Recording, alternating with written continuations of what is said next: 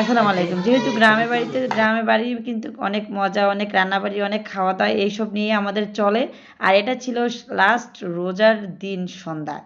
Last রোজার দিন সন্ধ্যায় আমার শ্বশুরে এই মাছটা একজন গিফট করেছিলাম শ্বশুরকে। মানে যেহেতু গ্রামের বাড়ির পুকুরে মাছ ধরে, তখন মাছ ধরার সময় আমার শ্বশুরকে দিল যে আপনি এটা খাবেন। তো তখনই আমার শ্বশুর এনে বলতেছে এটা গ্রিল করা দরকার, সব নাতিনদের নিয়ে খাওয়ানোর মানে খেতে পারবো। তখন আমার দেবর তখনই এটা কেটে কুটে চুলায় গ্রিল করলো, মানে চুলায় দিয়েই গ্রিল করলো, মানে ভালো করে ভাজলো। আর হচ্ছে পোলাও দিয়ে একটু পোলাও করলো, তার মধ্যে একটু মুগ ডাল দিল। মানে আমার শ্বশুরে যেহেতু সব কিছু তেল ছাড়া খাওয়া এলাও, তো যতটুকু সম্ভব হয়েছে কম তেল দিয়ে রান্না করছে করে টোরে। আর ওর বাবা হচ্ছে বিকালে যাই সব রকমের ফ্রুটস নিয়ে আসলো, যে আর আমার আম্মা হচ্ছে বাড়িতে একটা পেঁপে দিল। আর আমরা হচ্ছে সব রকমের ইত্যাদি টুকটাক বানালাম যতটুকু সম্ভব, বানিয়ে এই ডিশটাতে সাজালো। যেহেতু এই ডিশটা আনছে 2 বছর হয়েছে, এই ডিশটা এখনো ইউজ করে নাই। তো ভাবলো যে আজকে ইউজ করে সবাইকে মিলে খাওয়াবে আর বাচ্চারা খুব এনজয় করবে, এটাই মূলত মেন টার্গেট। আসলে একটা জিনিস যখন খাবেন, আর যৌথ ফ্যামিলিতে কিন্তু এটাই মজা, যেটাই দেন ওইটাতেই খুব মজা করে খায় বাচ্চারা, দেখা দেখি আরও খায়। আর আমার ছেলে তো সারসি প্রথমে একটা দুইটা খেলো প্রথম। আর এই জুসটা হচ্ছে দুইটা আমার নিয়ে আসছে বড় বড় একখান। তা আমার শ্বশুর বলতেছে দুই, মানে আমার দেবরের বাচ্চাদের জন্য একটা, আমার বাচ্চাদের। তা আমরা বলছি যে ওদের বাগাবাগি করে খাওয়ার দরকার নেই, একসাথে ইফতারের সময় শরবত খাক, আজকে আর শরবত না করলে এটা দিয়ে খাওয়া হয়ে যাবে। এখানে আমার চাচা ননদের বাচ্চারাও আছে, আমার আরেক চাচা শ্বশুরের ছেলে মেয়েও আছে, সব বাড়ির যত পিচ্ছি বাচ্চা আছে সবকটা নিয়ে আমার শ্বশুরকে বসাই দিলাম এটাতে। তা আলহামদুলিল্লাহ। আর আমরা আলাদা করে যার যার মতো করে খেলাম, সবাই চারপাশ দিয়ে ঘুরে সে অংশীদার হলাম, আমার শাশুড়িও বসলো। সব মিলে খাওয়ার মধ্যে কিন্তু একটা আনন্দ আছে। আর এই যে দেখুন আমার বাড়ির আমার দেবরের বাচ্চা, আমার বাচ্চারা কিন্তু অলরেডি ঈদ মোবারক জানিয়ে ফেলছে। এটা হচ্ছে ঈদের দিন সকালবেলা। তো যেহেতু রান্নাবাড়ি অনেক আছে, তো আসলে সব কিছু ভিডিও করা হয় নাই, শুধু লাচ্চা সেমাইটা আর জর্জরের সেমাইটা সকালবেলা করেছিলাম। এটা খেয়ে তারা হচ্ছে নামাজে গিয়েছিল। তো এটাই, তারপরে আবার মাংস রান্না করলাম, পোলাও রান্না করলাম, খিচুড়ি রান্না করলাম, 2 রকমের খিচুড়ি, একটা তেল সারে একটা তেলওয়ালা। যেহেতু আমাদের জন্য, আমাদের বাসা হচ্ছে 10 জন সদস্য এখন বর্তমানে আছি, মানে ঈদ উপলক্ষে।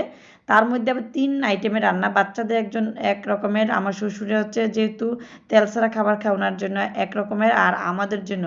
সেই জন্য রান্না করতে গেলে আর ভিডিও করা হয় না, তেমনি টুকটাক এর মধ্যে সারতে হয়। আর সব রকমের পাঞ্জাবি সবগুলা নিয়ে আসছিলাম ম্যাচিং করে, মাশাআল্লাহ অনেক সুন্দর লাগছিল সবগুলা ম্যাচিং করে পাঞ্জাবি। তার 3 ভাই, আমার দেবরের 2টা আর আমার একটা, 3 ভাই মিলে অনেক সুন্দর করে ম্যাচিং করে পরছে। আর আমার মেয়ে তো আছে একাই 100। আমার শাশুড়ি নিয়ে শেষে ছবি তুললো, আমাদের শ্বশুরকে নিয়ে তুললো। তুলে এটা হচ্ছে পরের দিন, যেহেতু ওর বাবা হচ্ছে অফিসের, যে মানে এবার হচ্ছে পিকনিকে যাবে, সেই জন্য ছুটি একদম কম ছিল, সেই জন্য আমরা পরের দিন কখনো বাবার বাড়িতে যাই না, এবার হচ্ছে গেলাম। তো সেই জন্য এই ড্রেসটা যেহেতু ঈদের দিন পরছে, তাই আর নোংরা করে নাই, ওই ড্রেসটাই পরে নিয়ে গেলাম যেহেতু। তো এই যে মেয়েকে আর ছেলেকে একটু ছবি ভিডিও করার চেষ্টা করলাম। কেন টাকা দেয় নাই? এই যে আমার ছেলের হচ্ছে ঈদের সালামি পোষায় নাই, মামির থেকে পাইছি 2টা, সে তার আরো লাগবে। আসো মার সাথে ছবি তুলে। আদি রাজীবের স্টাইল আনুবাড়ি আদি তাই। আর ওকে ভিডিও করতে বললাম, একটু সে তিরিং বিরিং হয়ে শুয়ে পড়লো, এটাই নাকি ওর স্টাইল, ভিডিও আর ছবি তোলার স্টাইল। যাই হোক, আর ঈদের এই ড্রেসটা ছিল মাশাআল্লাহ সুন্দরই লাগছে সবগুলা বাচ্চাকে। ওরা আবার আসার সময় রসমালাই নিয়ে আসছিলাম, আইসক্রিম নিয়ে আসছিলাম, এগুলো খেয়ে নিয়ে খুব ব্যস্ত। আর তারপরের দিন ছিল আমার শ্বশুরবাড়ির মেহমান হচ্ছে, আমাদের বাড়িতে দাওয়াত। তো যেহেতু মাটির চুলার অপশন আছে, তো আমার আম্মা বলতেছে মাটির চুলা ধরাবে নাকি, আমি চলো ধরাই। 15 দিন পরে ধরানো হয়েছে। আসলে এরা বাসায় রুমেই সবসময় রান্না করে, যেহেতু সিলিন্ডারে গ্যাস রান্না, আগে গ্যাস ছিল, লাইনের গ্যাস 7 বছর থাকার পর কেটে দিয়েছে, এটা নাকি অবৈধ লাইন।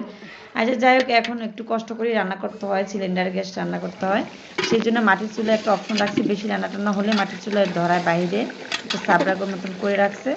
আমি গেলে সাধারণত বেশি রান্না করলে হলে ধরায়, আমার কাছে ভালোই লাগে, কিন্তু একটু কষ্ট হয়ে যায় হঠাৎ করে 2টা ব্যালেন্স করা। এক পাশ দিয়ে সবসময় ভাতের হাঁড়ি বা পানির হাঁড়ি বা সিদ্ধটা বসাই, অন্য পাশে রান্নাটা করি। মোটামুটি শীতের দিন হলে অনেক ভালো করে আরামেই রান্না করি। একটু গরম যেহেতু এবার একটু কষ্ট হয়েছে, তবুও মাটির চুলায় রান্না করি আগ্রহ নিয়ে, যাতে মেহমান আসলে মাটির চুলায় রান্না কিন্তু স্বাদই আলাদা, সেই জন্য আমরা সবাই মিলে এনজয় করে রান্না করি। আর আমি চুলার ধারে বসে, আমার আম্মা, আমার ছোটো ভাইয়ের বউ, ওরা হচ্ছে হেল্প করলো আমার সাথে, ওরা কাটাকুটি যত আছে দৌড়াদৌড়ি কাজটি করছে। আর এই যে কড়াইটা, এটা আমার আম্মার পাকিস্তানি আমলের কড়াই, মানে আমরা ছোটো থেকে দেখতেছি এই কড়াইটা। তো যেহেতু এখন বিল্ডিংয়ের ভিতর কালি বর্বে দেখে, সেই জন্য এই কড়াইটার বাইরে সাফা করে রেখে দেয়, যত রান্না টান্না আছে এই কড়াইটাতে রান্না করে ঢেলে নিয়ে যায় ভালো কড়াই থেকে। সেই জন্য আমি ওইটা দিয়ে রান্না করছি, একটার পরে একটা রান্না করে করে ঢেলে ঢেলে দিয়ে দিচ্ছি। আর তারা হচ্ছে নিয়ে যাচ্ছে মাংসটা, গরুর মাংসটা ওই পাশ দিয়ে বসা, আর খড়ির চুলায় একদিক দিয়ে খড়ি না দিলে ওপরে চলে আসে। তো সেই জন্য বিড়ি টিডি তেমন করা হয় না, মাঝে মাঝে একটু একটু ধরেছিলাম। আর আমার চারপাশে একদম খড়ি দিয়ে ভরপুর, যেহেতু বাড়ি অনেক বিশাল, গাছপালা মানে মোটামুটি বড়ই, গাছপালা অনেক বেশি, যেহেতু রেগুলার রান্না হয় না সেই খড়ি ভরপুর। তো সেই জন্য খড়িগুলাটাও একদম চাপ কমবে। আর বাইরের চুলা রান্নাটা একদিন রান্না করলে কিন্তু সিলিন্ডারের গ্যাস এক সপ্তাহের গ্যাস কমে যায়। সেই জন্য আমি বললাম যে আমি বসি, তোমরা শুধু হেল্প করো। তো এটা আবার বাটা মাছ নিয়ে আসছিল, তো মাংসটার পর ডিমটা করলাম, তারপরে বাটা মাছ, এটা নদীর মাছ ছিল, অনেক মজা ছিল মাছটা। তো সব কিছু কিন্তু ভিডিও করা হয় না, একটু একটু করে ভিডিও করছি জাস্ট। এই রান্নাগুলো বাটা মাছটা এত মজা ছিল, আমার দেবরও খুব পছন্দ করে খাইছে। আচ্ছা যাই হোক, আমরা সবাই শ্বশুরবাড়ির মেহমান ছিল। তো একে একে করে কিন্তু রান্না করতেছি, আর ওর পাশে হচ্ছে অন্য চুলায় ভাত টাত সব হচ্ছে। আর আমাকে সব হেল্প করতেছে আমার ছোট ভাইয়ের বউ, আর আমার মা হচ্ছে একে একে কেটে কেটে দিল। আর আমি হচ্ছে মানে মাটির চুলায় হচ্ছে একটি অসুবিধা, আপনার এই চুলাটা রান্না অবস্থা অন্য কোথাও যাওয়া যায় না, যেহেতু আমরা গ্যাসের চুলায় রান্না করে অভ্যস্ত হয়ে গেছি। রান্না করতে করতে কিন্তু কাটা বাছি সব কিছু করতে পারি, কিন্তু মাটির চুলায় কিন্তু কন্টিনিউ বসা লাগে। কিন্তু মাটির চুলায় যদি কষ্ট করে একটু রান্না করতে পারেন না, স্বাদই কিন্তু অন্যরকম। যাই হোক, কষ্ট করে রান্না করলাম, অবশেষে সবাই কিন্তু অনেক মজা করে রান্না খেলো। পাশের চুলায় কিন্তু মাসকলাই রান্না করলাম, মাসকলাই হচ্ছে মাছের একটা বড় মাথা দিয়ে দিলাম মাসকলাইতে, অনেক মজা হয়েছিল মাসকলাইটা। আর রোস্টটা একটু মাখা মাখা করার চেষ্টা করেছিলাম। তো খাওয়া দাওয়া করে বিকালে আমরা আসলাম আবার ছাদের উপরে, যেহেতু আমার ছোট ভাইয়ের বউ ওই দিন আবার বাবার বাড়িতে যাবে, তার হচ্ছে ডিউটি হচ্ছে কবুতর। আমার ভাই, ছোট ভাই এই কবুতরগুলো এবার রেখে গেছে, মানে ওর শখে এগুলা পালন করতেছে। তো বাসা টাসা যাই হোক, কবুতরগুলো আপনাদেরকে দেখাচ্ছি। মাশাআল্লাহ 8 জোড়া কবুতর, প্রায়গুলাই বাচ্চা দিয়েছে, ডিম দিয়েছে। তো এগুলো পালা একটু কষ্টকর আসলে বিল্ডিং এর ঘরে। তো এগুলা সিঁড়ি ঘরের মধ্যে এই খাঁচাগুলো ফিট করছে। তা আমার মেয়ে এই ড্রেসটা কিন্তু আমার ছোট ভাই দিয়েছিল, তো সেই ড্রেসটা পরে আবার নানু বাসা থেকে আসার সময় পরছে, মানে এক একদিন এক একটা পরাইছে আর কি, সবগুলো একদিন রাত করে নাই। তা আসার পর মেয়েকে বললাম তাড়াতাড়ি করে আমার লাইটটা ধরা, তাড়াতাড়ি দেখি পাখিটা দেখিনি আগে। কত খাইতো একদিনে?